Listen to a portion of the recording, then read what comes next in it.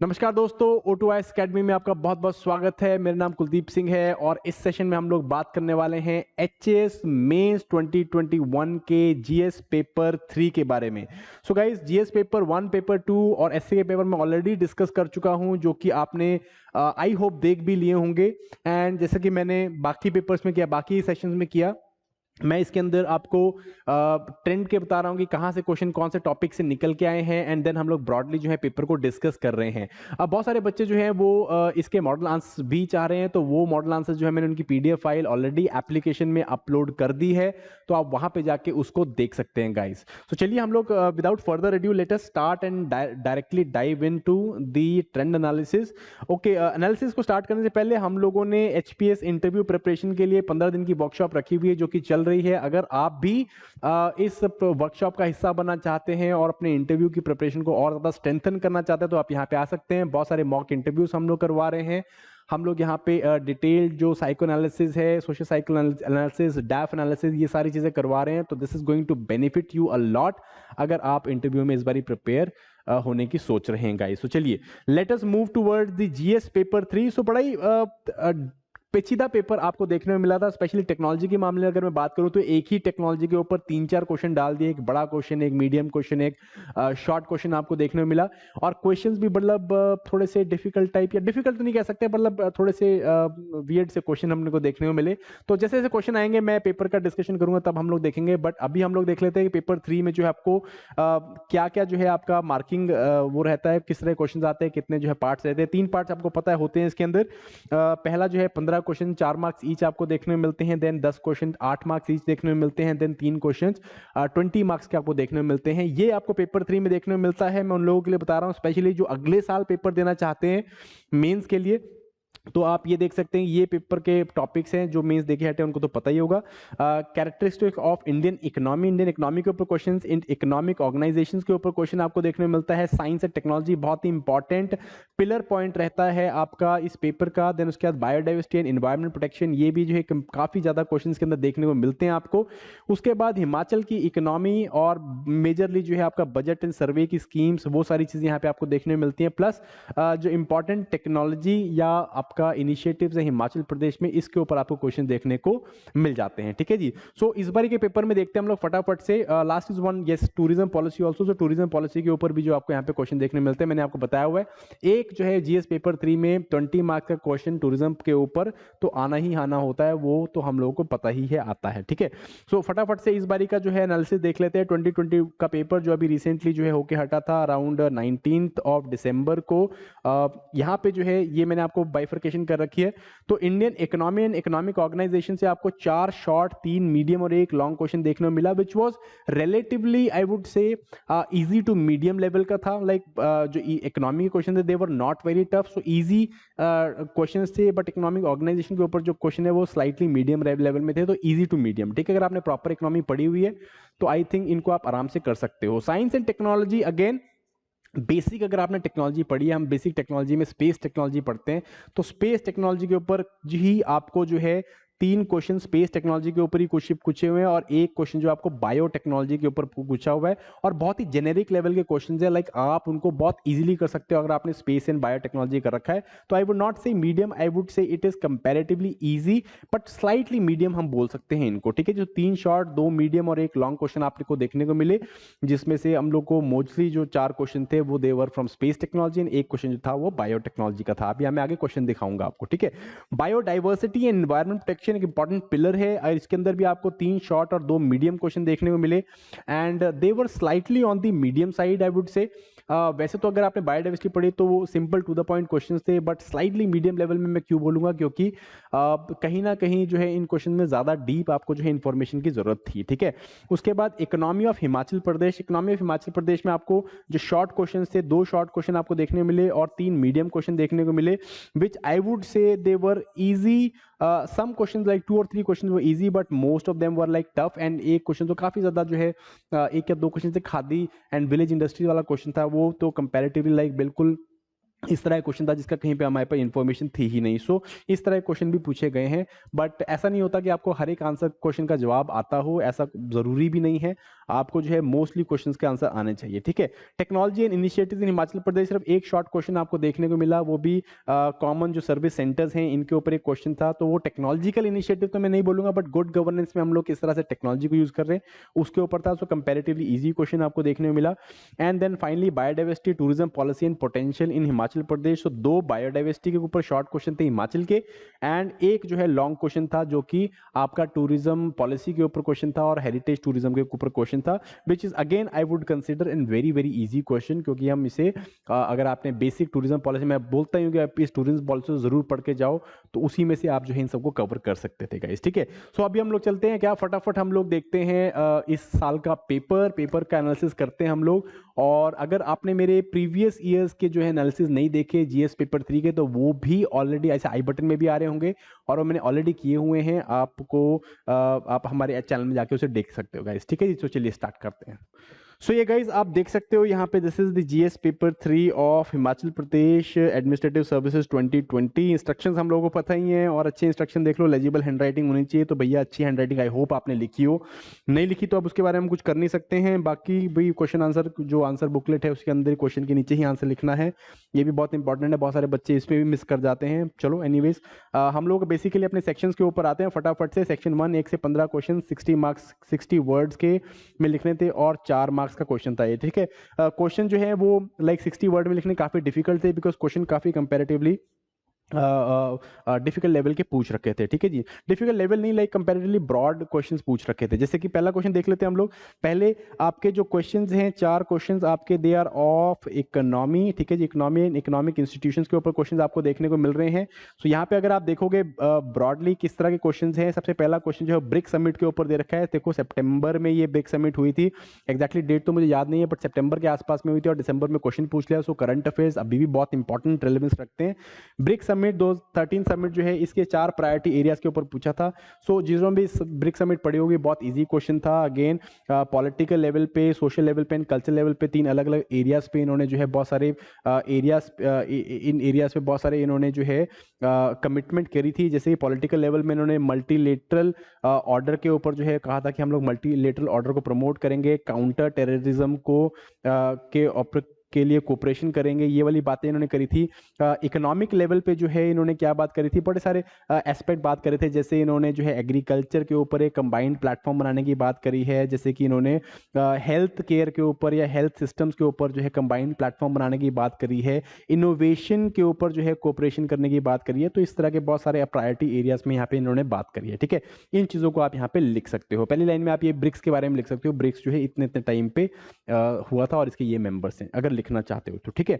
Next question के ऊपर आ जाते हैं हम लोग फटाफट से। नेक्स्ट क्वेश्चन हम लोग देखेंगे, what are the 4 limitations of new agriculture strategy of green revolution. So agriculture green revolution अब नया तो रहा नहीं, पुराना है। तो ग्रीन न्यू एग्रीकल्चर स्ट्रेटजी में एज इन सच कुछ नहीं है, लिमिटेशन बतानी है अपने को जो एग्रीकल्चर स्ट्रेटजी ग्रीन रेवोल्यूशन की, जिसमें हाई यील्डिंग वैरायटी हम लोग सीड्स यूज करते हैं, पेस्टिसाइड्स एंड इंसेक्टिसाइड्स, या आप कह सकते हो फर्टिलाइजर्स का हम लोग जो है इनको मतलब जो फार्मर्स हैं उनको हम लोग प्रोवाइड करते हैं सस्ते दामों में, या फिर हम लोग एश्योर्ड इरिगेशन प्रोवाइड करते हैं। तो ये सारी चीज़ें हमने यहाँ पे दी थी ताकि हम अपनी पैदावार को बढ़ा सकें, ठीक है जी। लिमिटेशन क्या थे इसके, बड़े सारे लिमिटेशन थे। जैसे कि आप देख सकते हो जो क्रॉप्स हैं इनका डाइवर्सिफिकेशन, जो क्रॉप की डाइवर्सिटी थी वो कम हो गई। क्रॉप डाइवर्सिफिकेशन की जगह हम लोग देखे सिर्फ 2 ही चीज़ें उगाने लग गए। पहले हमने राइस उगाया, फिर हमने वीट उगाना स्टार्ट कर दिया। सिमिलरली हमने फार्मर्स के बीच में भी जो है सोशल डिवाइड देखा, इकोनॉमिक डिवाइड देखा।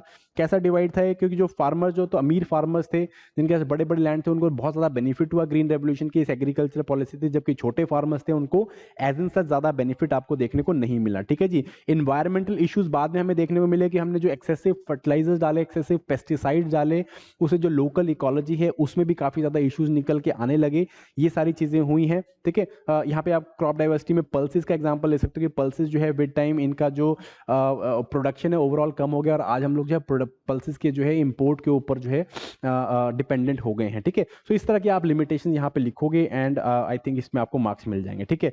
Very very easy question, physical responsibility and budgetary management act of 2003, recently हमने इसे अमेंड भी किया था, जिसमें हमने इसके टारगेट जो है वो चेंज करे थे। तो इसके बेसिकली ऑब्जेक्टिव्स पूछे हैं। ऑब्जेक्टिव्स क्या है, खुद ही लिखा हुआ भाई, physical responsibility and budgetary management. तो इसमें बेसिक काम क्या करना है हमने, जो है फिजिकल प्रूडेंस लेके आना है। फिजिकल प्रूडेंस क्या होता है कि भाई हम लोग जो खर्चा करेंगे बड़े ही देख परख के खर्चा करेंगे। इसमें हम लोग जो है फिजिकल डेफिसिट को रिड्यूस करने की बात करते हैं। टू बी स्पेसिफिक, हमने जो है 3% फिजिकल डेफिसिट कर देना है बाय 2021 या 2022, आई गेस 2021 तक करना था। सिमिलरली हमने रेवेन्यू डेफिसिट को जीरो करना है। हमने जो अपना जो आपका गवर्नमेंट का डेट है इसको हमने सिर्फ 40% तक लेके आना है बाय 2025। सो ये हमारे कुछ टारगेट थे, बेसिकली फिजिकल प्रूडेंस के हम लोग टारगेट करते हैं।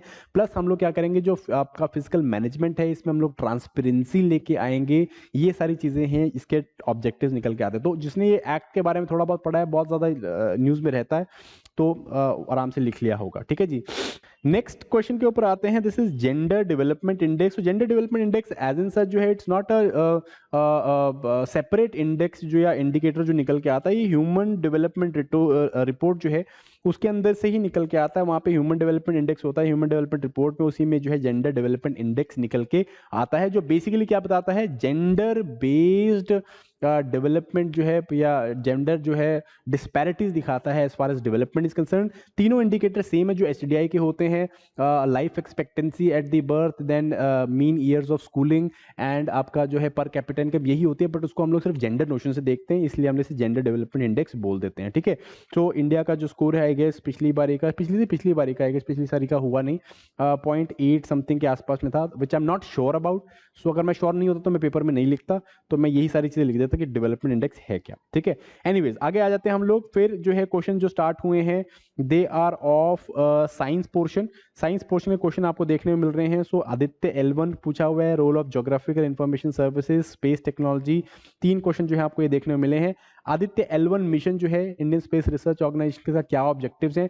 तो आदित्य L1 आपको पता होगा, दिस इज बेसिकली आदित्य का जो है इट्स अ साइनोनिम फॉर सन। तो ये जो है सोलर मिशन एक, जिसमें हम क्या करेंगे, सोलर जो लेयर्स है, सन की लेयर्स है, इनको हम लोगों ने स्टडी करना था। कोरोनियल मास इजेक्शंस, जो कोरोनियल इजेक्शंस होती हैं, सोलर फ्लेयर्स होते हैं, इनको हम लोग स्टडी करने की बात कर रहे थे इसके अंदर। तो ये सारा काम जो है यहाँ पे होना है। ठीक है, आदित्य L1 आई गेस इसका जो लॉन्च डेट थोड़ा सा डिले हो गया है, तो आई गेस 2022 के आसपास में इसे हम लोग लॉन्च करेंगे। ठीक है जी, सो ये कुछ इसके ऑब्जेक्टिव्स थे, इनको आप थोड़ा सा एलैबोरेट कर सकते हो 4 मार्क्स में अंदर। ठीक है, नेक्स्ट हम लोग आ जाते हैं, what is the role of geographic information services in the digitalisation of land records. तो आप देखोगे सारी स्पेस टेक्नोलॉजी के ऊपर क्वेश्चन आए हुए हैं। एक आदित्य L1 का हो गया, अभी GIS ज्योग्राफिक इंफॉर्मेशन सर्विसेज पूछा हुआ है डिजिटल लैंड रिकॉर्ड। तो GIS क्या है, बेसिकली हम लोग क्या करते हैं, वाया सैटेलाइट या वाया डेटा कलेक्शन हम लोग एक रिपोजिटरी बनाते हैं, एक इंफॉर्मेशन सिस्टम बनाते हैं, ताकि हम लोकल एरिया को, लोकल लैंड को मैप कर सके।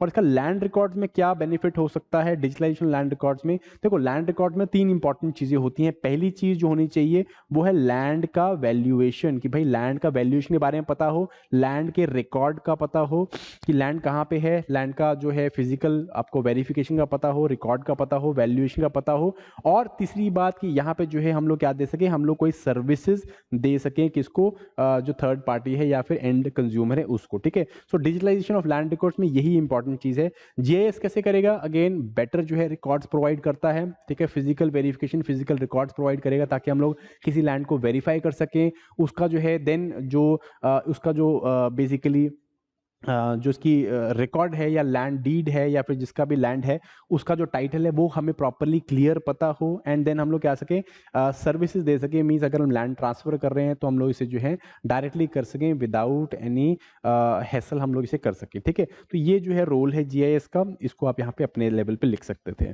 Then discuss advantages of space technology in surface navigation. तो सरफेस नेविगेशन में स्पेस टेक्नोलॉजीज का हमें एडवांटेज बताना है। तो again very very easy question. ठीक है जी, कैसे स्पेस नेविगेशन में, सरफेस नेविगेशन में हम कैसे करेंगे, हम लोग वही जो हमने आपको पीछे बता, जैसे आपने GPS के बारे में या IRNSS के बारे में पता है आपको, ग्लोबल पोजीशनिंग सिस्टम, हम लोग सरफेस नेविगेशन में स्पेस टेक्नोलॉजी को यूज कर ही रहे हैं। ठीक है जी, GPS इसका एग्जाम्पल है, IRNSS इसका एग्जाम्पल है। इवन भुवन को आप यहाँ पे लिख सकते हो कि भुवन जो है इससे हम लोग क्या कर रहे हैं, 3D एंड 2D इमेजेस हम लोग प्रोवाइड कर पा रहे हैं लोकल लैंड की, सो दैट हम लोग क्या कर सके बेटर नेविगेशन कर सके। ठीक है, तो ये सारी चीजें आपको यहाँ पे लिखनी थी। थी। एंड इससे क्या होगा, बहुत सारे एडवांटेजेस क्या निकल गए, बेटर लॉजिस्टिक्स होंगे, बेटर एफिशिएंसी निकल के आएगी वर्क फोर्स में, या फिर आपका आप देखो जैसे लॉजिस्टिक्स में जो कंपनीज काम कर रही हैं वो ज़्यादा अच्छे से काम कर पाएंगी, एफिशिएंटली काम कर पाएंगी। इवन गवर्नमेंट को भी काफ़ी फायदा होगा बिकॉज वो भी इन सारी चीज़ों में इन्वॉल्व है। ठीक है, तो ये सारा जो है आप यहाँ पे लिख सकते हो। Explain various threats to Himalayan ecosystem. So Himalayan ecosystem में बहुत सारे थ्रेट्स हैं यार। आप जो है ग्लोबल क्लाइमेट चेंज या फिर आप ग्लोबल वार्मिंग से स्टार्ट हो सकते हो कि ग्लोबल वार्मिंग से क्या हो रहा है, हिमालयन ग्लेशियर जो है मेल्ट कर रहे हैं। इससे क्या हो रहा है, लोकल जो टोपोग्राफी है इसमें जो है ये खराब हो रही है। यहाँ पे जो सीजनल चेंजेस हैं, ये इराटिक सीजन आपको देखने में मिल रहे हैं। ठीक है, आप लाहौलीज एंड लाइक लद्दाखीज की आप तकलीफों से मतलब you are already well versed with them. ठीक है जी। देन ऑल्सो बायोडाइवर्सिटी का लॉस आपको देखने में मिल रहा है। हम लोग देख रहे हैं जैसे कि जो स्नो लेपर्ड हैं, इस तरह के जो जानवर यहाँ पे मिलते हैं वो धीरे धीरे क्या हो रहे हैं, विलुप्ति के कगार पे जा रहे हैं। तो ये सारी चीज़ें आपको यहाँ पे लिखनी है। ठीक है, देन नेक्स्ट क्वेश्चन आ जाता है हम लोग, ये क्वेश्चन जो है अब आपके इन्वायरमेंट के स्टार्ट हो गए। What is Ramsar site and Ramsar sites India में इसका करंट स्टेटस क्या है। सो रामसर साइट जो है 1971 में हम लोगों ने एक बेसिकली कन्वेंशन बनाई थी वेटलैंड्स के ऊपर, international convention on wetlands.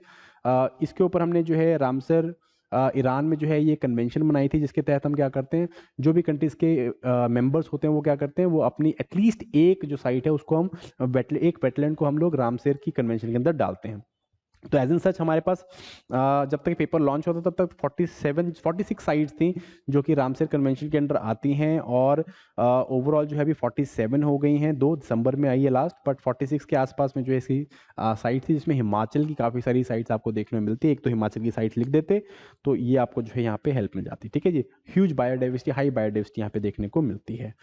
Then next question आ जाते हैं हम लोग, what are main objectives of national solar mission. So national solar mission का आपको ऑब्जेक्टिव पता है, 100 गीगावाट आपको बिजली प्रोड्यूस करनी है 2022 तक, एंड इसका जो है at least 40% has to come from the solar rooftops. तो ये हम लोग जो है काम कर रहे हैं, हम लोग पब्लिक बिल्डिंग्स में सोलर रूफटॉप्स लगा रहे हैं। देन उसके बाद सोलर इंस्टॉलमेंट्स में हम लोग सब्सिडीज़ प्रोवाइड कर रहे हैं। हम लोग 100 गीगावाट जो है वो टारगेट करके रखा हुआ है, जिसके अंदर हम लोग क्या कर रहे हैं, एश्योर्ड प्राइस भी प्रोवाइड कर रहे हैं जो लोग बड़े फार्म्स या बड़े इस तरह के सेटअप्स लगा रहे हैं। ठीक है, तो ये कुछ इसके ऑब्जेक्टिव्स हैं। इसका मेन काम क्या है कि सोलर एनर्जी को हम लोग मैक्सिमम हार्नेस कर सकें। ठीक है, ये हमको यहाँ पे लिखना था। Describe the medicinal plant policy of 2006 of Himachal Pradesh. तो मेडिसिनल प्लांट पॉलिसी क्या है हिमाचल प्रदेश की, ये बेसिकली क्या करता है, ये कहता है कि 2025 तक हमें हिमाचल को क्या करना है, एक हर्बल स्टेट बनाना है। एक बेसिकली हर्बल या मेडिसिनल प्लांट से के लिए जाना माने वाला स्टेट जो है वो बनाना है। इसके लिए क्या करना है, इसके लिए ये लोग बात करते हैं लेजिस्लेटिव एंड एग्जीक्यूटिव जो भी डिसीजंस हैं उनको लेके हम लोग इनको काम करेंगे, इंस्टीट्यूशंस को इन्वॉल्व करेंगे, और हम लोग जो है ज़्यादा इसमें इंफ्रास्ट्रक्चर में इन्वेस्ट करेंगे। ठीक है जी, ये बात ये लोग लिखते हैं। इसके अलावा जो है ऑर्गेनिक कल्टीवेशन के बारे में बात करते हैं। इसके अलावा ये basically modern methods of agriculture इनको यूज़ करने की बात करते हैं, एंड कंजर्वेशन का एस्पेक्ट जो है वो भी इसमें बात करते हैं। तो ये सारी चीज़ें आप यहाँ पे लिख सकते हो। ठीक है जी, नेक्स्ट क्वेश्चन आते हैं, describe any 4 registered GI of Himachal Pradesh. तो बहुत सारी हैं यार। ठीक है, चंब्याली रुमाल से आप स्टार्ट हो जाओ, कांगड़ा टी है आपका, बेसिकली चुली ऑयल जो अभी रिसेंटली हुआ है ये आप लिख सकते हो, काला जीरा लिख सकते हो, इनके ऊपर थोड़ा सा डिस्क्राइब कर सकते हो। तो बड़ी सारे हैं, आपको आई डोंट थिंक सो इसमें आपको प्रॉब्लम हुआ होगा। ठीक है, next is what is the objective of Himachal Pradesh patent information centre. So ये पेटेंट इंफॉर्मेशन सेंटर का जो है मेजर रोल क्या है यहाँ पे, वो है कि भाई पेटेंट्स के लिए जो है पेटेंट्स के लिए इंफॉर्मेशन देना, उनके लिए जागरूकता करना। ठीक है जी, जो आपके इंटेलेक्चुअल प्रॉपर्टी राइट्स हैं इनके बारे में बताना, आईपीआर हो गए, पेटेंट्स हो गए, या ज्योग्राफिकल इंडिकेशन है, इसके लिए जो है अलग अलग इंस्टीट्यूशंस को, गवर्नमेंटल इंस्टीट्यूशंस को, यूनिवर्सिटीज़ को, या इवन जो लोग जो इस रिसर्च फील्ड में हैं या डेवलपमेंट फील्ड में, उनको जो है जागरूक करना, उनको फैसिलिटेट करना कि वो जो है किस तरह से अपने जो पेटेंट्स हैं वो फाइल कर सकते हैं, और उनको इवन आर्थिक मदद तक देना, ये काम ये सेंटर करता है। ठीक है जी, आई गेस 1989 के आसपास में ये सेंटर का जो है इस्टेब्लिशमेंट हुआ था। सॉरी 1998 में इस्टेब्लिश हुआ था। ठीक है, ये कुछ इस तरह लिख सकते हो। तो मुझे नहीं पता 1998 में लिखा हुआ 1998 में हुआ था, बट अब rest of it was there. Role of common service centres in providing, describe the role of common service centers in providing the government to consumer services in Himachal Pradesh. So common service center जो है it has been a one point source of information dissemination as well as services delivery इन हिमाचल प्रदेश, ठीक है। Service delivery से लेके information dissemination का काम कर रहा है कॉमन सर्विस सेंटर। ऑलमोस्ट शायद 40 के आसपास में, अराउंड 40 के आसपास में सर्विसेज जो हैं गवर्नमेंट डायरेक्टली कंज्यूमर्स को यहाँ पे प्रोवाइड कर रही है, जिसमें कि जो है बहुत सारे फॉर्म्स हो गए, फॉर्म फिलिंग हो गया, आपका डेटा एप्लीकेशन सर्विसेज हो गई, जैसे कि बर्थ या डेथ रजिस्ट्रेशन है, पंजीकरण है, वो यहाँ पे करवाया जा रहा है। इवन बिल्स जो हैं, यूटिलिटीज़ हैं, उनको आप यहाँ पे प्रोवाइड कर रहे हैं। इवन बहुत सारे जैसे आपके जो पब्लिक पॉलिसी की स्कीम्स हैं या आपका वेलफेयर पॉलिसी की स्कीम्स है, वो भी यहाँ पे इंप्लीमेंट की जा रही है। तो आप इस तरह की चीज़ यहाँ पे लिखोगे, ठीक है जी। बर्ड, इंपॉर्टेंट बर्ड एरिया क्या होता है? बर्ड एरिया क्वेश्चन क्या है, what is the concept of important bird area and explain it's status in Himachal Pradesh. So bird area जो है, इंपॉर्टेंट बर्ड एरिया वो एरिया होता है, वो नेचुरल हैबिटेट होता है जहाँ पे बहुत ज़्यादा हाई बायोडाइवर्सिटी देखने को मिलती है बर्ड्स की। और जनरली जो है ये बर्ड लाइफ इंटरनेशनल एक बड़ी ऑर्गेनाइजेशन है, इंटरनेशनल ऑर्गेनाइजेशन है, वो इसे करती है। बट नेशनल लेवल में भी जो है हम लोग देखते हैं कि बर्ड एरियाज को डिलीनिएट किया जाता है, ठीक है जी। इसका स्टेटस हिमाचल प्रदेश में कैसा है? सो अगेन आप देखोगे बहुत सारे इंपॉर्टेंट बर्ड एरियाज हिमाचल में देखने मिलते हैं due to its biogeographic diversity, ठीक है। बायोजोग्राफिक डाइवर्सिटी होने के कारण यहाँ पे बहुत सारे आपको बर्ड एरियाज देखने को मिलते हैं, जैसे कि नारकंडा का एरिया लगा लो, धर्मशाला लगा लो, पिन वैली लगा लो, ठीक है जी। आपका किब्बर लगा लो, या फिर इसके अलावा बहुत सारे हैं, मतलब I can name a lot of them. तो ये सारे जो हैं क्या है, they are all bird, important bird area जहाँ पे इंपॉर्टेंट बर्ड की स्पीशीज मिलती है। एक दो स्पीशीज का नाम भी लो, जैसे चीर पीजेंट हो गया, पीजेंट यहाँ पे आपको देखने को मिलते हैं, बहुत सारे फाउल की स्पीशीज देखने को मिलती हैं, वल्चर्स, हिमालयन वल्चर यहाँ पे देखने को मिलता है। तो लाइक इस तरह की चीज़ें यहाँ पे लिखोगे एंड आपको मार्क्स मिल जाएंगे, ठीक है ji. But you have to be short, crisp and concise इसके बारे में। चलिए moving to the 8 marker questions, 8 marks के ऊपर आते हैं, टोटल 10 क्वेश्चंस हैं एंड वर्ड लिमिट दे रखी है 120 की। क्वेश्चन देखते हैं number 16, discuss inclusive growth meets, how inclusive growth meets the objective of inclusiveness and sustainability together. So question में पता नहीं क्या लिखने की कोशिश कर रहे हैं, inclusive growth meets objectives of inclusiveness and sustainability कैसे इकट्ठे होते हैं, ठीक है जी। तो इसके बहुत सारे एग्जांपल्स हम लोग दे सकते हैं। भाई इंक्लूसिवनेस और सस्टेनेबिलिटी इकट्ठे आना इन द सेंस कि भाई हम लोग सिर्फ अलग अलग दबके के लोगों को ही जो है इंक्लूड नहीं कर रहे हैं, हम लोग जो है पास्ट जो आपका फ्यूचर जनरेशन, सॉरी उनको भी जो है प्रेजेंट जनरेशन, फ्यूचर जनरेशन की नीड्स को भी फुलफिल कर रहे हैं, प्लस इन्वायरमेंटल एस्पेक्ट भी हम लोग यहाँ पे जो है उसको भी मीट कर रहे हैं, उसमें भी सस्टेनेबिलिटी ला रहे हैं, उसमें भी कंजर्वेशन लाने की कोशिश कर रहे हैं, ठीक है जी। तो इंक्लूसिव ग्रोथ वो होती है जो एनकम्पासिंग होती है, ये आपको लिखना था। इसके बहुत सारे एग्जाम्पल्स हम लोग दे सकते हैं, जैसे स्वच्छ भारत मिशन। सिंपली हम बात करें स्वच्छ भारत मिशन की, स्वच्छ भारत मिशन में हम लोग क्या कर रहे हैं, हम लोग सिर्फ ओपन डेफिकेशन से फ्री नहीं कर रहे हैं जिसके कारण बीमारियां कम होंगी और लोगों को पैसे कम खर्चने पड़ेंगे, बल्कि इससे क्या होगा, इन्वायरमेंट जो है वो भी ठीक होगा, हमारी जो रिवर्स हैं वो भी स्वच्छ होंगी, ठीक है जी। इसके अलावा जो है आप बात कर सकते हो कुसुम योजना, जैसे है हम लोग कुसुम योजना में क्या कर रहे हैं, ना सिर्फ हम फार्मर्स की इनकम को इंक्रीज कर रहे हैं, बट हम लोग सोलर एनर्जी जो है उसको भी यूज कर रहे हैं, या सोलर एनर्जी से हम लोग क्लीन एनर्जी बनाने की कोशिश कर रहे हैं, ठीक है जी। उज्ज्वला योजना की बात कर सकते हैं हम लोग, उज्ज्वला योजना में क्या करें, एलपीजी प्रोवाइड करें ताकि हम गरीबों का उद्धार भी कर सके, एंड हम लोग क्या कर सके, हम लोग जो इन्वायरमेंटली सस्टेनेबल या इन्वायरमेंटली फ्रेंडली जो है हम लोग कुकिंग गैस जो है वो प्रोवाइड कर सके। तो इस तरह की चीजें आप यहाँ पे लिखोगे, आंसर में आपको मार्क्स मिलने चाहिए। Describe the status and contribution of wind energy in India's energy security. Status पूछा है, कंट्रीब्यूशन पूछा है। तो स्टेटस की बात करूं तो we are the 4th largest wind energy producer, ठीक है ji. Electricity producer from wind energy हम लोग 4th लार्जेस्ट हैं, और हमारे पास कितनी लंबी कोस्ट लाइन है, अराउंड 7000 किलोमीटर्स की कोस्ट लाइन है। अब ये मत बोलना कि स्पेसिफिक हो जाओ, स्पेसिफिक 7517 किलोमीटर की कोस्ट लाइन है, बड़ी लंबी कोस्ट लाइन है। एंड यहाँ पे जो है आपको south west and north east जो है मानसून देखने में मिलता है, तो विंड जो है रिवर्सल देखती है। तो काफ़ी ज़्यादा जो है यहाँ पे स्पेशली लास्ट जो मानसून के 5 से 6 महीने होते हैं वहाँ पे काफ़ी ज़्यादा एनर्जी प्रोडक्शन देखने मिलती है। अराउंड 70% ऑफ विंड एनर्जी से जो प्रोडक्शन होती है वो इन्हीं महीनों में होती है। सदर्न स्टेट्स में बहुत ज़्यादा की जाती है क्योंकि वहाँ पे विंड का पोटेंशियल काफ़ी ज़्यादा है, फोर्थ लार्जेस्ट है हम लोग, और अराउंड 40 गीगावाट के आसपास में विंड एनर्जी हम लोग हार्नेस कर रहे हैं। हमारा टारगेट कितना है? 60 गीगावाट का है बाय 2022। सबसे ज़्यादा कौन कर रहा है? तमिलनाडु कर रहा है। तो इस तरह की चीज़ें लिखोगे, स्टेटस एंड कॉन्ट्रीब्यूशन, ये आपका स्टेटस एंड कॉन्ट्रीब्यूशन हो गया। ठीक है जी, अगले क्वेश्चन में चलते हैं हम लोग।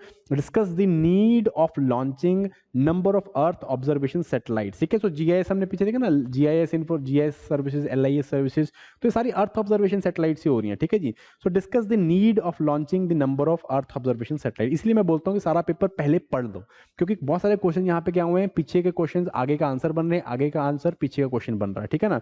अब देखो नीड क्या है, तो हमने आगे क्वेश्चन देख ही लिया ऑलरेडी, है ना। जैसे लैंड रिकॉर्ड्स की डिजिटाइजेशन में हेल्प मिल जाएगी आपको, या फिर आपको जो है लोकल जो आपका आपका नेविगेशन है, सरफेस नेविगेशन, उसमें हेल्प मिल जाएगी। तो नीड क्या है भाई? अर्थ ऑब्जर्वेशन सैटेलाइट्स की। हम लोग लैंड इंफॉर्मेशन सर्विसेज हैं, ज्योग्राफिक इंफॉर्मेशन सर्विसेज हैं, रिसोर्स मैपिंग है, ठीक है जी, रिमोट सेंसिंग है, ठीक है, इवन आप क्या लिख सकते हो, स्पाइंग है, या फिर मिलिट्री पर्पसेज हैं। ये सारे इतने सारे तो अर्थ ऑब्जर्वेशन के इतने सारे तो एग्जाम्पल्स हैं। एक दो एग्जाम्पल भी लिखो, जैसे रिसोर्स सैट है, हम लोग यूज कर रहे हैं, रिसोर्स सैट यूज कर रहे हैं, हम कार्टोसैट यूज कर रहे हैं, हम लोग हाइसिस हमने सैटेलाइट भेजे हैं, तो ये सारे उसी के एग्जांपल्स हैं। ठीक है, आगे आ जाओ।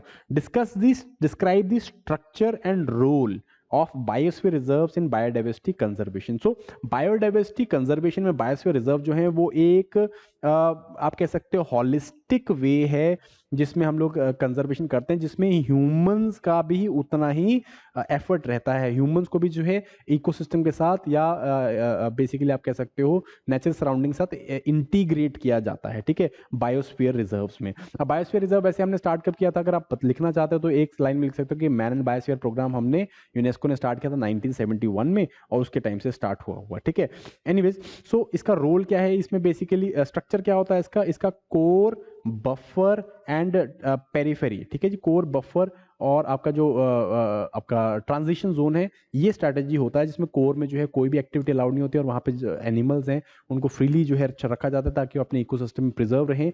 बफर में जो हम लोग थोड़ा सा एजुकेशन या रिक्रिएशन पर्पसेस से रिसर्च पर्पसेस से अलाउ करते हैं ह्यूमन इंटरफेरेंस, एंड पेरीफेरी में जो है हम लोग ह्यूमन इंटरफेरेंस को सस्टेनेबल वे में रखते हैं। जैसे कि यहाँ पे कोई ट्राइबल सेटलमेंट है या कुछ है जो कि फॉरेस्ट प्रोड्यूस को यूज कर रही है, उनको हम लोग रखते हैं। ठीक है जी, सो इस तरह से हम लोग स्ट्रक्चर करते हैं। रोल मैंने आपको बताया दिया, इनकम्पासिंग है, इसमें हम लोग ह्यूमन को भी एक इंटीग्रेटेड पार्ट मान के चलते हैं कंजर्वेशन में। आगे आ जाते हैं, नेक्स्ट क्वेश्चन हम लोग देखते हैं फटाफट से। नेक्स्ट क्वेश्चन जो है it is acid rain. So again easy question, मैंने आपको बताया environmental question were not very difficult. Acid rain क्या होता है? कोई भी प्रेसिपिटेशन जिसमें पानी का पीएच का लेवल जो है 5.6 से कम हो, उसको हम लोग एसिड रेन बोल देते हैं। Discuss the causes, different causes क्या है, हार्मफुल इफेक्ट क्या है। कॉजेज जो है बेसिकली क्या है, हम लोग थर्मल प्लांट्स को हम लोग फायर कर रहे हैं, या फिर हम लोग जो है आपका जो भी इंटरनल कंबशन इंजन में जो भी फ्यूल यूज कर रहे हैं, तो बेसिकली ये फॉसिल फ्यूल्स के बर्निंग से होता है, सल्फर निकलता है, एटमॉस्फेयर में जाता है और सल्फर डाइऑक्साइड बनता है, वहाँ पे सल्फ्यूरिक एसिड बन के यहाँ पे रेनफॉल होती है। ठीक है, तो ये इसके कॉजेज हैं। हार्मफुल इफेक्ट क्या हो सकते हैं? हार्मफुल इफेक्ट बड़े सारे होते हैं। ह्यूमन बींग्स के ऊपर किस तरह के इफेक्ट होते हैं? Irritation to the eyes, eyes में इरिटेशन हो जाती है, लंग्स में इन्फेक्शन हो जाते हैं, स्किन जो है वो बर्न करती है, इस तरह के प्रॉब्लम्स निकल के आते हैं। देन उसके बाद एक्वेटिक लाइफ में क्या होता है, एक्वेटिक लाइफ जो है बहुत ज़्यादा सेंसिटिव होती है पीएच के, पानी का पीएच कम हो जाता है, इसके कारण क्या होता है जो एक्वेटिक लाइफ है वो काफ़ी ज़्यादा सफ़र करती है, फिशेज जो है वो एग्स नहीं दे पाती हैं, ये सारी चीज़ें लिख सकते हो आप। देन उसके बाद बिल्डिंग्स में जो इकोनॉमिकली क्या इफेक्ट होता है, बिल्डिंग जो है वो करोड कर जाती हैं, प्लांट लाइफ जो है वो इफेक्ट करते हैं, उनका फोटोसिंथेसिस इनहिबिट हो जाता है। तो बड़ी सारी चीज़ें आप लिख सकते हो यहाँ पे, and this will give you marks. ठीक है, नेक्स्ट क्वेश्चन के ऊपर आ जाते हैं। नेक्स्ट क्वेश्चन हम लोग देखते हैं। सो सॉरी, मुझको थोड़ा सा जुकाम हो रखा है, तो मौसम ऐसा चल रहा है, देखो ठंड है। Anyways, so discuss different challenges and benefits of soil health cards for economic development of farmers in India. ठीक है, सॉइल हेल्थ कार्ड्स, इसके चैलेंजेस हमें बताने हैं, इसके बेनिफिट्स हमें बताने हैं। तो सबसे पहले हम लोग क्या करें, soil health card basically economic development कैसे कर रहा है फार्मर्स की, ठीक है। सॉइल हेल्थ कार्ड क्या है, बेसिकली एक कार्ड बनता है जिससे क्या होता है, फार्मर अपने सॉइल की जो है न्यूट्रिशनल वैल्यू को एक्सेस कर सकता है कि भाई उसकी न्यूट्रिशन वैल्यू क्या है। मिनिस्ट्री ऑफ एग्रीकल्चर का ये स्कीम है, एंड ये जो है sustainable agriculture and soil management, sustainable soil management, sustainable agriculture, इसको प्रमोट करने की कोशिश करता है। इससे क्या होता है, फार्मर को पता चलता है कि उसे कितनी खाद, कितना पेस्टिसाइड डालना है, कितना फर्टिलाइजर डालना है, और इससे हमें बेनिफिट भी हुए हैं। जैसे एटलीस्ट 8% हम लोग देख रहे हैं कि जो केमिकल फर्टिलाइजर उसका जो हम लोग देख रहे हैं ओवर यूज है, वो एटलीस्ट 8 to 10% कम हुआ है, एंड प्रोडक्टिविटी जो है 5 से 6% बढ़ी है। तो इसका परफॉर्मेंस भी आप यहाँ पे लिख सकते हो एक या दो लाइन में, ठीक है जी। तो बेनिफिट है सॉइल हेल्थ कार्ड के। चैलेंजेस क्या है बेसिकली, चैलेंजेस बेनिफिट में और क्या लिख सकते हो, जैसे फार्मर जो है अपना इन्फॉर्म डिसीजन ले सकता है कि कितना उसको जो है फर्टिलाइजर डालने की जरूरत है, ठीक है। और इससे जो है इन्वायरमेंटल इश्यूज भी जो है कंट्रोल हो सकते हैं। जो हम यूट्रोफिकेशन का प्रोसेस देखते हैं, लीचिंग का प्रोसेस देखते हैं, वो नहीं होगा। चैलेंजेस क्या है, अगेन बहुत सारे चैलेंजेस है। आउटरीच बहुत कम है, जो है फार्मर्स को आउटरीच, फार्मर्स के पास ये जो है स्कीम अभी तक बहुत अच्छे से पहुंची नहीं है। इवन फार्मर जो है they are not very interested on it, ठीक है जी। लो जो है इनका इंटरेस्ट आपको देखने में मिलता है। इसके अलावा जो है सबसे second important issue is infrastructure. बहुत ये सॉइल जो लैब्स हैं, टेस्टिंग लैब्स हैं, ये बहुत कम है नंबर में, और इनको बहुत एडुकेट नंबर में सेटअप अभी तक नहीं किया गया है। और इसके कारण क्या है, हम लोग प्रॉपरली जो है टाइमली हम लोग सॉइल की जो टेस्टिंग है वो नहीं कर पा रहे हैं, ठीक है जी। इसके अलावा आप ये भी लिख सकते हो कि बजट जो है वो प्रॉपरली यूटिलाइज नहीं हो रहा। बजट कंस्ट्रेंट नहीं है, पर बजट जो है प्रॉपरली यूटिलाइज नहीं हो रहा। यह दिखाता है कि जो एडमिनिस्ट्रेशन है वो उनकी अपैथी देखने में मिलती है कि वो they are not very interested in doing this particular scheme. तो ये आप कुछ यहाँ पे चैलेंजेस लिख सकते हो, ओके। नेक्स्ट, अगेन ये क्वेश्चन के जो आपको मॉडल आंसर है वो आपको एप्लीकेशन में मिल जाएंगे, सारे ऑलरेडी डाउनलोडेड है। मैं यहाँ पे सबको दिखा नहीं रहा हूँ क्योंकि आई मोर सो वांट, मैं इस तरह के डिस्कशन में ज़्यादा लाइक इंटरेस्ट रखता हूँ। तो I, if you want them you can have them in the application, okay. Explain the ethical and social issues involve in biotechnology. तो एक क्वेश्चन मैंने आपको बताया ना बायोटेक्नोलॉजी के ऊपर आया, तो ये बायोटेक्नोलॉजी के ऊपर यहाँ पे आपको क्वेश्चन देखने को मिल रहा है। एथिकल इश्यूज क्या हैं और सोशल इश्यूज क्या हैं बायोटेक्नोलॉजी के। तो एथिकल इश्यूज बड़े सारे हैं। जैसे आप अब बात करो एथिकल इश्यूज में, देयर नंबर ऑफ इश्यूज हम लोग बात कर सकते हैं। हम लोग बात कर सकते हैं बायोपायरेसी, ठीक है जी। बायोपायरेसी में इसको सबको एक्सप्लेन नहीं करूंगा, आपको आई पता होगा, मेंस लिख रहे हो। बायोपायरेसी एक बहुत बड़ा इशू है। देन उसके बाद हम लोग बात कर सकते हैं क्लोनिंग, जो कि बायोटेक्नोलॉजी का एक हिस्सा है। क्लोनिंग हो गया आपका, या फिर आपका डिजाइनर बेबीज, ये वाला जो इशू है ये एक बहुत बड़ा एथिकल इशू है। इवन ह्यूमन बींग्स को एज या उनका जो है जेनेटिक्स के साथ खेलना, जैसे जीन थेरेपीज हम लोग बात करते हैं, या जीन जो आपका एस्पेक्ट्स हैं, ये अपने आप में बड़ा एथिकल इशू है। क्या इंसान के ऊपर इस तरह के एक्सपेरिमेंट करने चाहिए, है ना, ये सारी चीज़ें। क्लोनिंग करनी चाहिए कि नहीं करनी चाहिए, डिजाइनर बेबीज, बायो वेपन्स है ना, ये भी एक बहुत इंपॉर्टेंट इश्यूज है। जैसे हम लोग बोल रहे हैं कि कोरोना भी एक बायो वेपन है, तो बायो वेपनरी ये एक बहुत बड़ा एथिकल इशू निकल के आता है। सोशल इश्यूज भी बहुत सारे इन्वॉल्व हैं। जैसे कि अगर हम बात करें जेनेटिकली मॉडिफाइड क्रॉप्स हैं, जेनेटिकली मॉडिफाइड क्रॉप्स, इनमें सोशल इश्यूज हैं कि इससे क्या होगा, जो इंडस्ट्रीज है उनको बेनिफिट हो रहा है। जैसे बीटी कॉटन से माउसेंटो को बहुत ज़्यादा बेनिफिट हुआ, रेदर देन फार्मर्स। फार्मर जो है डिपेंडेंट हो जाते हैं इन सीड वाली कंपनीज के ऊपर। तो बीटी कॉटन वाली बात कर सकते हो आप। सरोगेसी के बारे में बात कर सकते हो। सरोगेसी में क्या हो रहा है, बेसिकली है तो बायोटेक्नोलॉजिकली कई डेवलपमेंट है। सरोगेसी में क्या हो रहा है, देखो जो इनके पास, जिन पेरेंट्स के पास पैसा है, वो क्या कर रहे हैं, वो सरोगेट हायर कर रहे हैं, और वहाँ पे क्या कर रहे हैं, जो मतलब बच्चे हैं वो पैदा कर पा रहे हैं, ठीक है। तो इस तरह की चीज़ें आप यहाँ पे लिख सकते हो, and these are various issues involve, ठीक है। नेक्स्ट आ जाते हैं, 3 क्वेश्चन है जो they are from Himachal Pradesh, and you can see this question. 23rd number of question is performance of tertiary sector of Himachal Pradesh in recent past. So survey जिसने पढ़ा हुआ है या बजट जिसने पढ़ा है, उसको आपको यहाँ पे नंबर्स आपको मिल जाएंगे। ओवरऑल 12% जो है इंक्रीज हुआ है, टर्शरी सेक्टर ने परफॉर्म किया। 12% यहाँ पे जो है इंक्रीज देखने को मिला है परफॉर्मेंस में, and overall which is led by public services and hotel and tourism management services, इनसे जो है ये निकल के आया है, ठीक है। तो आप ये सब चीज़ें यहाँ पे लिख सकते हो कुछ परफॉर्मेंस के बारे में बात करके। नेक्स्ट क्वेश्चन के ऊपर चलते हैं। Discuss some financial inclusion initiatives taken by Himachal Pradesh. तो एज एन सच कोई स्पेसिफिक नहीं मुझे याद है, बट बहुत सारे जो है सेंटर की स्कीम जो यहाँ पे अप्लाई होती हैं वो आपको मिल जाएंगे। जैसे कि स्वाभिमान स्कीम है, ठीक है जी। स्वाभिमान स्कीम ये आपको यहाँ पे देखने को मिल जाएगी, या फिर डीबीटी स्कीम है, डायरेक्ट बेनिफिट ट्रांसफर स्कीम है आपकी, ठीक है, जो कि हम लोग उज्ज्वला योजना में भी कर रहे हैं, जो कि गृहिणी सुविधा योजना जिसे हम यहाँ पे बोलते हैं, वो यहाँ पे आपको देखने को मिल जाती है, ठीक है जी। इसके अलावा जो है आपका जनधन योजना है आपकी, ये यहाँ पे आती है। तो अगर आपको कोई ऐसे हिमाचल स्पेसिफिक स्कीम नहीं पता, जो कि बड़ी मुश्किल है ढूंढनी, तो आप यहाँ पे लिख सकते हो, ठीक है जी। देन 25th क्वेश्चन के ऊपर आते हैं हम लोग। 25th question is discuss the performance of Khadi and village industries in Himachal Pradesh. Khadi and village industries in Himachal Pradesh. तो आई एम सो सॉरी, इसका आंसर मेरे पास नहीं है, क्योंकि मुझे वैसे नहीं आता था। खादी एंड विलेज इंडस्ट्रीज के बारे में बता तो सकते हैं यहाँ पे, बट इसका परफॉर्मेंस पूछा हुआ है। परफॉर्मेंस जो है, again I could not find it on the survey, I could not find it on the budget. So अगर आप लोगों के पास इसका आंसर है तो प्लीज़ कॉपी पेस्ट करें कमेंट्स में, सो दैट जो लोग इसे देख रहे हैं उन्हें जो है इसके बारे में थोड़ा सा आइडिया मिले, ठीक है। सो बेसिकली परफॉर्मेंस बताना है कि किस तरह का परफॉर्मेंस रहा है, कितने परसेंटेज इंक्रीज हुआ है, या कितने परसेंटेज इन्होंने जो है कुछ खुला है, या कुछ जो है इस तरह के इनिशिएटिव्स निकाले हैं। तो ये सारी चीज़ें यहाँ पे बतानी है। फिर आते हैं हम लोग अपने लॉन्ग क्वेश्चंस के ऊपर। 26 to 28 क्वेश्चन 400 मार्क्स में लिखना, 400 वर्ड्स में लिखना है, बट मैंने बताया 400 में नहीं लिख सकते, 300 के आसपास में लिखना है। 20 मार्क्स के क्वेश्चन है ये, ठीक है जी। सो क्वेश्चन देख लेते हैं फटाफट से। Various functions of NITI Aayog. सो नीति आयोग तो हर साल न्यूज़ में चलता है, और इसके परफॉर्मेंस को इवेल्युएट करना है, ठीक है जी। वेरियस फंक्शन क्या है, नीति आयोग हमने 2015 में बनाया था। It's a think tank basically, और इसके फंक्शन क्या है, बेसिकली इसके फंक्शन है टू इंगेज स्टेट्स को इंगेज करना, and to bring out cooperative federalism, ये लेके आना। इसके लिए क्या करते हैं, ये 3 ईयर का short term, then medium term 7 साल का, और 15 साल का लॉन्ग टर्म विजन स्टेटमेंट बनाते हैं। तो इस तरह की जो चीज़ें करते हैं, इनका ये जो है इसके कुछ फंक्शंस हैं, ठीक है जी। ये जो है एक थिंक टैंक है, ये बेसिकली जो आपका मॉडल पॉलिसीज या मॉडल लॉज देते हैं, और उनको स्टेट्स को जो है इनकरेज करते हैं कि वो जो है इसे अडॉप्ट करें, ठीक है।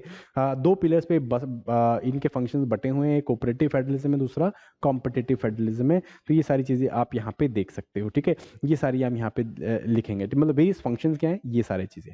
अब इनकी परफॉर्मेंस इवेल्युएट करना है, तो अगेन इनके परफॉर्मेंस के मामले में बात करें तो their performance has been both good as well as there are some negative aspects into। जैसे परफॉर्मेंस की बात करें तो हम लोगों ने क्या देखा है यहाँ पे, जैसे हम लोगों ने बहुत सारी यहाँ पे सब कमिटीज़ बनाई हैं इसके अंदर, नीति आयोग के अंडर, जिससे हम लोगों ने क्या किया है, हम लोगों ने अलग अलग एरियाज़ को स्टेट के साथ मिलके जो है इम्प्रूव करने की कोशिश करी है। जैसे सेंट्रल स्पॉन्सर स्कीम्स के ऊपर हम लोगों ने कमेटी बना रखी है, और इसी तरह से हम लोगों ने और बहुत एरियाज़ के ऊपर हम लोगों ने यहाँ पे कमिटीज़ बना रखी हैं, ठीक है जी। इसके अलावा जो है अगर मैं बात करूँ इसके परफॉर्मेंस के बारे में, तो हम लोग देखते हैं बहुत सारे पैरामीटर्स के ऊपर ये क्या करते हैं, ये इंडिकेटर्स या ये जो है रैंकिंग्स लेके आते हैं, परफॉर्मेंस रैंकिंग्स लेके आते हैं। जैसे कि आपको सस्टेनेबल डेवलपमेंट इंडेक्स आता है आपका, या फिर जो है एडमिनिस्ट्रेशन इंडेक्स आता है, बड़े सारे इस तरह के इंडेक्स है। तो इसके तहत हम क्या करते हैं, कॉम्पिटिटिव फेडरलिज्म लेके आते हैं कि भाई स्टेट्स के बीच में एक हेल्दी कॉम्पिटिशन रहे, और वो जो है इसको इम्प्रूव कर सके। तो इस तरह की चीज़ें आपको यहाँ पे बहुत सारी देखने को मिलती हैं। एंड इसके अलावा और बहुत सारी चीज़ें आप यहाँ पे लिख सकते हो, जो इनके पर्टिकुलरली आप कह सकते हो कि जैसे मॉडल लॉज हैं, जैसे मॉडल लैंड लीजिंग लॉ ये लोग लेके आया, और स्टेट को इन्होंने कहा कि इनकरेज किया कि आप इनको अडॉप्ट करो। इस तरह की चीज़ें यहाँ पे लिख सकते हो, ठीक है जी। सो इवेल्युएट करना है तो कुछ नेगेटिव एस्पेक्ट्स भी हैं। नेगेटिव एस्पेक्ट्स क्या है कि अगेन इनके पास इंफ्रास्ट्रक्चर और मैन पावर का इशू रहता है। दे आर बेसिकली आप कह सकते हो ये रिकमेंडिंग बॉडी हैं, इनके पास एक्चुअली इम्प्लीमेंटेशन करने की पावर नहीं है। रिकमेंडिंग बॉडी है, दे कैन ओनली रिकमेंड, और इनकी रिकमेंडेशन मोस्ट ऑफ कई बारी जो है मानी जाती है, कई बारी बिल्कुल नहीं मानी जाती है। प्लस इनके पास इंफ्रास्ट्रक्चरल इश्यूज हैं, बहुत सारा, बहुत बड़ा इंफ्रास्ट्रक्चर नहीं है, प्रॉपर जो है मैन पावर नहीं है, ताकि ये ब्रॉड एरियाज़ के ऊपर काम कर सके, बहुत ज़्यादा ब्रॉड एरियाज़ के ऊपर काम कर सके। तो ये कुछ इसके जो है आपको बेसिकली शॉर्ट कमिंग्स देखने को मिलती हैं, ठीक है। सो इस तरह से आपको लिखना था, फंक्शंस लिखने थे, इनकी परफॉर्मेंस, पॉजिटिव परफॉर्मेंस, अटल इनोवेशन मिशन, बहुत सारी चीज़ें हैं यहाँ पे आप लिख सकते हो। तो वो पॉजिटिव्स एंड देन नेगेटिव्स आपको यहाँ पे देने थे, ठीक है। आई होप आपने लिख लिया होगा। नहीं भी अगर आप इसको अटेम्प्ट कर रहे हैं तो प्लीज़ इसको अटेम्प्ट जरूर करिए, एक अटेम्प्ट करके जरूर दिखाइएगा मेरे को, in case if you are doing it right now. Next आ जाते हैं हम लोग geospatial technology. Geospatial technology is a powerful tool for natural resource mapping and management. Question देखो फिर दोबारा, geospatial technology, geographic information services, land mapping, surface navigation, सारा एक ही जैसी चीज़ है। Please elaborate in light of recent developments of Indian space programme. तो इस स्लाइड पे हमें जो है जियो स्पेशल टेक्नोलॉजी के ऊपर बात करनी है कि ये पावरफुल टूल कैसे है, ठीक है। सो रीसेंट डेवलपमेंट्स क्या हुई है इंडियन स्पेस टेक्नोलॉजी के ऊपर, इंडियन स्पेस प्रोग्राम के ऊपर हम लोग देख रहे हैं। ISRO has been very very proactive in sending earth observation satellite, ताकि वो जोग्राफिकल मैपिंग जो है वो या जियो स्पेशल टेक्नोलॉजी को इम्प्रूव कर सके, ठीक है ना।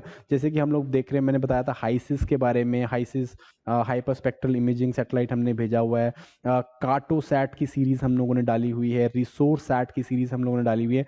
इन सब का बेसिक प्राइम एम क्या है, ये they are earth observation satellites, और ये क्या करते हैं, ये बेसिकली लैंड मैपिंग करना, रिसोर्स को जो है मैप करना, और बेसिकली ये सारे एस्पेक्ट्स को कवर करना, जोग्राफिकल इंफॉर्मेशन सर्विसेज देना, जीआईएस सर्विसेज हो गया, लैंड इंफॉर्मेशन सर्विसेज देना, या फिर जैसे आप जैसे टिपिकल एग्जांपल जैसे भुवन है, इसका एग्जांपल है ना, वो इस तरह के जो है एस्पेक्ट्स को कवर करना, ये काम करते हैं, ठीक है। अब ये किस तरह से पावरफुल टूल बनता है नेचुरल रिसोर्स मैपिंग का, ठीक है। जैसे आप बात करो माइनिंग है या माइन मैपिंग है, ठीक है, मिनरल रिसोर्स की मैपिंग है, या फिर इवन फॉरेस्ट जो हम लोग मैपिंग करते हैं, जो आपका forest survey of India state of forest report लेके आता है, तो उसमें जो फॉरेस्ट का सर्वे होता है वो सैटेलाइट के थ्रू मैप किया जाता है, इन्हीं अर्थ ऑब्जर्वेशन सैटेलाइट्स को यूज़ किया जाता है। सिमिलरली जो आप अभी देख रहे हो कि लैंडस्लाइड्स के ऊपर, जो रिसेंट लैंडस्लाइड हुए थे उनके ऊपर हम लोग इतनी डिटेल इन्फॉर्मेशन कैसे निकाल रहे हैं, वो भी ये जोग्राफिकल इन्फॉर्मेशन सर्विसेज से निकाली जाती है, जियो स्पेशल टेक्नोलॉजी से निकाली जाती है, ठीक है जी। एंड इसके अलावा मैनेजमेंट करना, मैनेजमेंट कैसे कर सकते हैं हम लोग, अगेन जैसे सरफेस नेविगेशन है, किस तरह से बेटर की जा सकती है, हम लोग लोकल लैंड को देख के उसकी जो हैजर्ड मैपिंग है वो कर सकते हैं, ठीक है ना। डिजास्टर को प्रिवेंट करना या फिर उसके सस्टेनेबल वे में इंफ्रास्ट्रक्चर डेवलप करना, वो काम कर सकते हैं। तो बहुत सारी चीज़ें यहाँ पे लिखी जा सकती हैं, कंसाइज मैनर में लिखना है, और ये क्वेश्चन जो है इस चीज़ के आसपास में रिवॉल्व कर रहा था। तो आई होप थोड़ा बहुत आपको समझ में आया होगा कैसी मैं बात करने की कोशिश कर रहा हूँ। लास्ट क्वेश्चन के ऊपर आते हैं, what are the major environmental concerns of tourism policy of Himachal Pradesh. तो I guess they are basically asking कि भाई इन्वायरमेंटल कंसर्न क्या है टूरिज्म पॉलिसी में। तो टूरिज्म पॉलिसी जिसने अच्छे से पढ़ी होगी तो they can highlight some major environmental concern जो वहाँ पे नई एड्रेस किए गए हैं सर, ठीक है। जैसे कि रिसोर्स स्कैरसिटी, रिसोर्सेज की जो स्कैरसिटी हम लोग पहाड़ों में अब देख रहे हैं, ठीक है। वहाँ पे पहले ही रिसोर्सेज जो है वो लिमिटेड हैं, प्लस इतना सारा टूरिस्ट का इन्फ्लक्स होता है, उससे क्या होता है, रिसोर्सेज बहुत ज़्यादा स्कैर्स हो जाते हैं। जैसे शिमला में वाटर प्रॉब्लम है, हमारा वाटर टेबल हिमाचल का ऑलरेडी डाउन जा रहा है, तो रिसोर्सेज की स्कैरसिटी जो है एक बहुत बड़ा इशू है, जो कि कहीं ना कहीं टूरिज्म पॉलिसी ने ओवरऑल अवॉइड करा है, ठीक है जी। देन उसके बाद excessive footfall, excessive footfall of जो टूरिस्ट हैं specially during the festive seasons, और वो भी बहुत कम कंसंट्रेटेड एरिया में, जैसे हम मनाली में देखते हैं, शिमला में देखते हैं।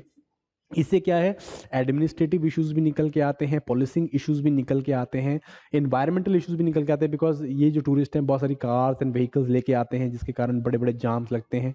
तो ये सारी चीज़ें भी एक बहुत बड़ा इशू है, जो कि कहीं ना कहीं टूरिज्म पॉलिसी ने थोड़ा सा नहीं बताया, शॉर्ट कमिंग है उसकी, ठीक है। सिमिलरली जो आपका चेंजिंग, मैं इसको बोलूँ चेंजिंग जो आप कह सकते हो जो लोकल, आप कह सकते हो climatic changes, local climatic changes जो आपको देखने मिल रहे हैं, सीजनल चेंजेस आपको देखने मिल रही है, इरेटिक सीजन, इरेटिक क्लाइमेट आपको देखने मिल रहा है इन दी हायर ऑल्टीट्यूड रीजन्स, जो जैसे लाहौल वाला रीजन है आपका या स्पीति वाला रीजन है वहाँ पे। तो इसके ऊपर भी जो है टूरिज्म पॉलिसी कंपैरेटिवली साइलेंट है कि इसको हम किस तरह से ठीक कर सकते हैं, किस तरह से इसे सस्टेनेबल बना सकते हैं। तो ये कुछ एरियाज है जहाँ पे हम लोग इसको ये करना है। अब सेकेंड पार्ट जो है इसका पहली पार्ट से बिल्कुल मेल नहीं खाता, पता नहीं क्यों। How heritage tourism can play a role in economic growth of tourism in Himachal Pradesh. तो दोनों में जो है like there is no link, है ना। तो एनीवेज इसमें हम क्या लिखेंगे, सेकंड वाले को हम लोग अपने उसी से करेंगे। शायद अगर आप लिंक करना चाहते हो तो आप कह सकते हो कि भाई जो हेरिटेज टूरिज्म है वो इन कंसर्न्स को जो है ठीक कर सकता है, as well as economic growth को भी लेके आ सकता है। तो आप दोनों क्वेश्चन के पॉइंट एरियाज को कनेक्ट कर सकते हो उसको, ठीक है जी। अब इसमें कैसे लिखोगे, वही बहुत सारी बातें, हेरिटेज टूरिज्म कैसे इकोनॉमिक रोल प्ले करता है इकोनॉमिक ग्रोथ में। आप बहुत सारे हेरिटेज टूरिज्म के एरियाज के बारे में बात कर सकते हो, मंडी के बारे में बात कर सकते हो, परागपुर के बारे में बात कर सकते हो, मैनी एरियाज जहाँ पे हम इन्हें बात कर सकते हैं, और वो इकोनॉमिक ग्रोथ कैसे लेके आ रहे हैं। तो इसमें मतलब एजेंसी कोई बताने वाली बात नहीं, टूरिज्म जो है बहुत ज़्यादा वैसे ही काफ़ी ज़्यादा हम लोगों ने ऑलरेडी पढ़ा हुआ है, और हेरिटेज टूरिज्म के ऊपर वैसे ही बहुत ज़्यादा पिवटल पॉइंट्स रहे हैं। ओके, ये था पेपर आपका गाइज जीएस 3 का। आई होप आपको पेपर का ये जो डिस्कशन है अच्छा लगा होगा। In case if you do please like the video and share it with your friends. And अगर आप चाहते हैं इसका मॉडल आंसर तो आपको ऑलरेडी एप्लीकेशन में मिल जाएंगे, आप वहाँ पे जाके इन्हें देख सकते हो। और अगर आप अगले साल की तैयारी करें तो इस पेपर को ज़रूर ज़रूर ज़रूर अटैम्प्ट करो। जो मैंने पॉइंट्स लिखे हैं उनके ऊपर जो है इन क्वेश्चंस को बिल्ड करो, आंसर्स को बिल्ड करो, तब जाके आप जो है आंसर फॉर्मुलेशन या आप देख पाएंगे कि किस तरह के क्वेश्चन जो है पूछे जा रहे हैं गाइस। ठीक है जी। So that is it for this particular session. I hope you liked it. Thank you very much and I will see you in the next session. Bye bye.